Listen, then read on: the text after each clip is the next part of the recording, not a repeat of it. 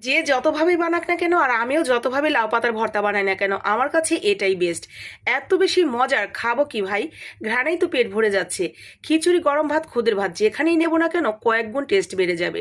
রাজকীয় স্বাদের ইউনিক লাউ পাতার ভর্তা একবার হলো ট্রাই করবেন। প্রথমেই কচি কচি দেখে কয়েকটা লাউ পাতা নিয়ে ডাঁটাগুলো ফেলে দিয়ে শুধু পাতাগুলো নিয়ে ভালো করে ধুয়ে পরিষ্কার করে নেবেন। এরপরে সামান্য একটু পানির সাথে স্বাদ মতো লবণ দিয়ে পাতাগুলো ভালো করে মোমের মতো যাতে গলে যায় সিদ্ধ করে নিতে হবে। সিদ্ধ হওয়ার পরও কিছুটা সময় নাড়াচাড়া করে এক্সট্রা পানিটা শুকিয়ে নেবেন। এরপরে সরিষার তেলের মধ্যে মরিচ ভেজে উঠিয়ে রেখে রসুনটা দিয়ে মচমচে করে ভেজে একসাথে রেখে দিবেন। এরপরে লাউ পাতাগুলো সুন্দর করে বেটে নেবেন পিষনিতে অথবা পাটায়, অথবা আপনি হাত দিয়ে চটকেও বানাতে পারেন। মরিচ এবং লবণ দিয়ে তার সাথে কাঁচা পেঁয়াজ এবং সেই রসুন ভাজা তেলটা এবং রসুনটা, ব্যাস।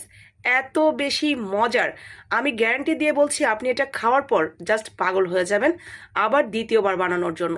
একবার হলো ট্রাই করে দেখবেন, ভালো লাগবে।